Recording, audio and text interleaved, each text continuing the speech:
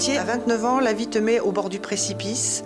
Les médecins découvrent derrière ton genou une tumeur cancéreuse importante, agressive, et le pronostic est plutôt pessimiste. Après avoir dû subir le choc psychologique qui est celui de toute personne qui apprend un cancer, j'ai le deuxième choc qui est d'apprendre quel sera le traitement, puisqu'on me dit que l'amputation est obligatoire, que la chimiothérapie sera extrêmement lourde et qu'à côté de ça, les chances de réussite sont assez faibles. Pourtant, Gauthier, je vois que tu es debout sur tes 2 jambes aujourd'hui. Je suis tombé sur un chirurgien qui a accepté de prendre des risques, qui a accepté de me présenter les choses dans leur réalité et qui, au gré d'une opération extrêmement longue, difficile, est arrivé à conserver ma jambe. Justement, c'est ce qui m'a ouvert par la suite à me dire l'alternative est possible, à la fois dans le conventionnel, mais également dans l'alternative.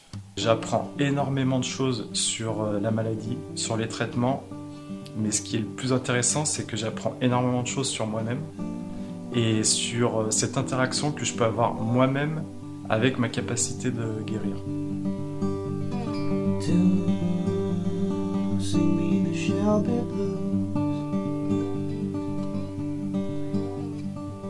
Après ce type de maladie, la plupart des gens veulent passer à autre chose. Mais toi, tu as eu plutôt envie d'en parler à travers un livre sur ton parcours.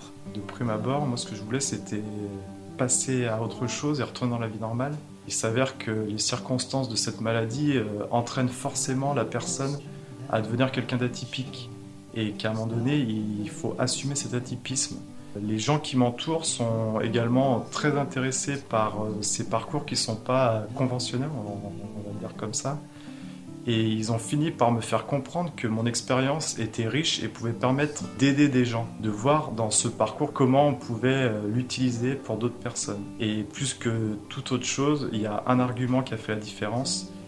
Et si demain tu avais besoin de communiquer tout ça à ton enfant, comment tu le ferais? Et ça a été le meilleur média que j'ai trouvé. Alors le sujet du cancer, il est largement abordé dans la littérature. En quoi ton livre apporte un regard nouveau sur la maladie? Pour moi, en fait, il y a 2 types de livres qui abordent ce sujet. Il y a le témoignage de la personne qui a été malade et il y a le livre qui s'intéresse plus aux méthodes ou qui a plus une connotation spécialiste en médecine. Et en fait, moi, ce que j'ai essayé de faire, c'est d'essayer de faire le lien entre ces 2 choses, de rentrer sur... il n'y a pas meilleur spécialiste que moi, entre guillemets, parce que j'ai vécu cette maladie. Et en même temps, à la base, je suis ingénieur de formation, et donc il n'y a pas également plus pragmatique que moi pour faire des recherches, juger de la vérité, de la viabilité de telle ou telle théorie. Et le livre a cette vocation-là, c'est d'essayer de connecter ces 2 types, ces 2 natures de livres pour rentrer dans un livre qui soit accessible pour tout le monde, d'où ce thème d'encyclopédie qui vise à avoir le livre le plus concret possible. Et donc ce livre a pour objet d'essayer de débaucher les premières parties d'une méthode qui permettrait justement d'aider les personnes à ne pas retomber dans les mêmes pièges qui ont été les miens, c'est-à-dire à se nourrir de tout ce qu'il est possible de faire et de plus savoir comment les additionner entre elles, mais de trouver le fil conducteur pour justement une méthode qui soit plus holistique et plus stable et plus sereine à la fois pour les personnes, mais également pour les gens qui les accompagnent, qui sont des piliers aussi de la réussite du traitement.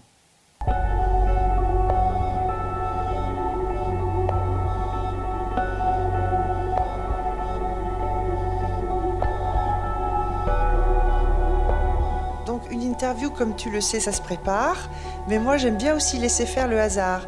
Je vais donc te demander de tirer une sphère dans laquelle tu trouveras soit un objet, soit une citation.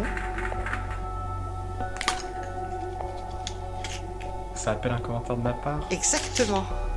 Il nous faudra répondre à notre véritable vocation qui n'est pas de produire et de consommer jusqu'à la fin de nos vies, mais d'aimer, d'admirer et de prendre soin de la vie sous toutes ses formes. Pierre Rabhi.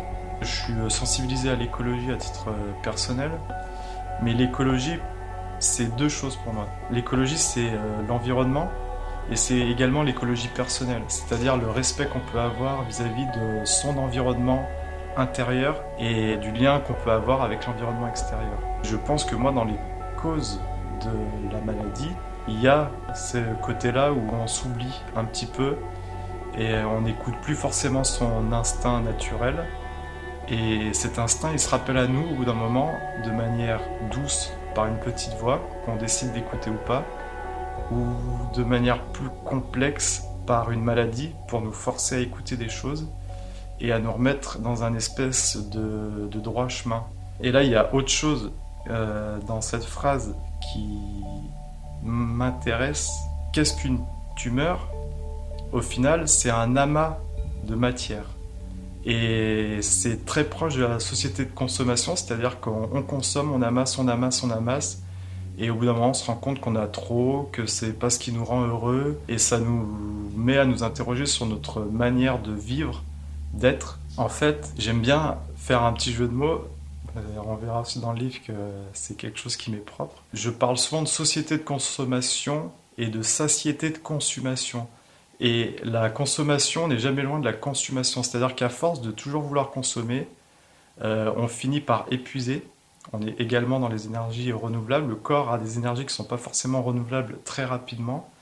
Et à trop vouloir consommer des choses, des objets, des matériaux, des émotions, de l'alimentation, etc., on finit souvent par se consumer un petit peu. Et après, ça devient difficile de retourner à l'état qui était le nôtre avant cette consommation. Dans ton livre, tu ne tombes jamais dans le pathos. Il y a même des passages souvent assez drôles. Qu'est-ce qui t'amène à rire du sujet ? C'est justement pour ça que j'ai appelé le livre Can-Ser. Ça vient de l'anglais can, pouvoir, et ser de l'espagnol être. Donc c'est un appel à pouvoir être. Et c'est plutôt dans la joie qu'on est, quand on est dans la tristesse, le malheur, etc. On n'est plus. Cancer, le mot en lui-même est tellement nocif et nocebo qu'il nous tire vers des choses qui sont pas très saines pour s'aider à avancer. Et je voulais casser cette image-là. Et donc je pense qu'aujourd'hui, cette maladie elle est tellement connotée sur des choses nocives que ça nous tire vers le fond d'un point de vue émotionnel. Et ça peut aussi expliquer les mauvais résultats de ce genre de traitement. Et c'est ce que je dis à un moment dans le livre. Tiens, on n'a jamais essayé de se dire si j'aime ma maladie, que je la trouve géniale, est-ce que ça irait pas mieux ? Et aujourd'hui, j'essaye de m'appliquer cette philosophie, c'est pas simple. Mais dans la mesure du possible, j'essaye de rester là-dedans pour me tirer vers le haut et m'aider à guérir le plus vite possible. Et deuxième chose, le cancer, normalement, c'est une maladie de vieux. J'ai fait beaucoup de sport, j'ai jamais fumé, je me suis dit, mais pourquoi c'est tombé sur moi ? Et la seule chose qui me différencie d'un autre, c'est des états émotionnels un peu compliqués. Et du coup, je me dis qu'en fait, ce pouvoir-être, ça peut être une cause de la maladie et donc un objet du traitement et de la réussite du traitement. Ton parcours navigue entre médecine traditionnelle et alternative. Tu abordes ces deux visions en toute transparence, sans épargner aucune critique. N'as-tu pas peur de créer une impasse thérapeutique ? Je ne suis pas partisan d'une théorie plutôt que d'une autre et je ne cherche pas le clivage. J'ai vécu les différentes théories et je les analyse de manière tout à fait lucide sur ce qu'elles m'ont apporté ou pas. Et c'est une maladie compliquée, j'ai eu beaucoup de désillusions, mais j'ai aussi eu beaucoup d'espoir et j'ai eu beaucoup de réussite. Donc en fait, je pense que pour pas créer ce clivage, il faut surtout rentrer justement dans ces questions de ne pas confronter, mais de mettre en synergie les choses. Gauthier, je t'invite à choisir une deuxième sphère maintenant.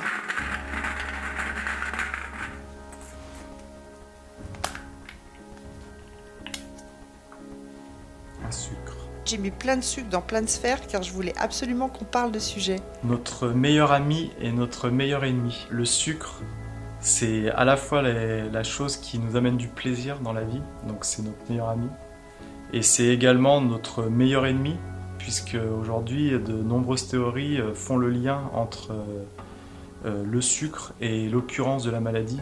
Il faut se rendre compte que notre alimentation est de plus en plus sucrée et qu'il y a des courbes assez similaires entre l'évolution de cette alimentation et l'évolution du nombre de cancers.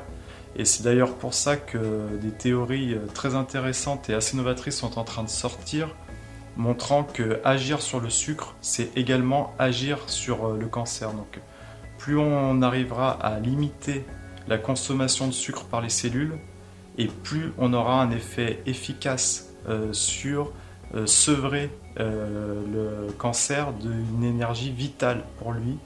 Et ce qui est hyper intéressant, c'est qu'on se rend compte qu'à partir du moment où on emmène le corps à ne plus manger de sucre, lui-même, par son intelligence naturelle, arrive à trouver un mécanisme pour créer son propre sucre qui ne sera comestible que par lui-même et pas par le cancer. Qui sont les... Cétone. Et en fait, aujourd'hui, le monopole, on va dire, de la question thérapeutique par la pharmacie et tous les enjeux qu'il y a derrière, qui ne sont pas que médicaux, on va dire, arrive à étouffer cette notion de base qui est de se rendre compte, l'énergie du corps, elle provient de quoi? De ce qu'on mange. Donc à partir du moment où le corps est en déviance sur son fonctionnement, pourquoi ne pas s'intéresser à quelle énergie on lui donne? Ces théories-là, qui peuvent apparaître simplistes, en fait sont loin d'être simples, et du coup leur effet peut être très complexe à mettre en œuvre, et donc aussi avoir des résultats qui sont très intéressants pour agir sur la complexité du corps. Mais alors, comme c'est complexe, tu penses que c'est la raison pour laquelle si peu de médecins en informent leurs patients? Tout à fait, et je pense que tout le monde est un peu dans un dogme à ne pas forcément regarder ce qui se fait dans la chapelle d'à côté, ce qui explique aussi qu'on n'a pas cette vision transversale et holistique de la maladie. Et par contre, je veux insister sur un truc, c'est que, je le dis dans mon livre aussi, le patient a sa responsabilité. Comme son nom l'indique, patient, c'est j'attends, je suis patient. Et si demain le patient doit rentrer dans une démarche active de contrôler sa nourriture, il ne faut pas se tromper, c'est parfois plus difficile que simplement subir une chimiothérapie qui coule avec des effets indésirables. Par contre, prendre sa vie en main et se mettre des contraintes dans l'ensemble de son quotidien, c'est pas si simple que ça. Merci beaucoup Gauthier, c'est un vrai plaisir de discuter avec toi. Plaisir réciproque.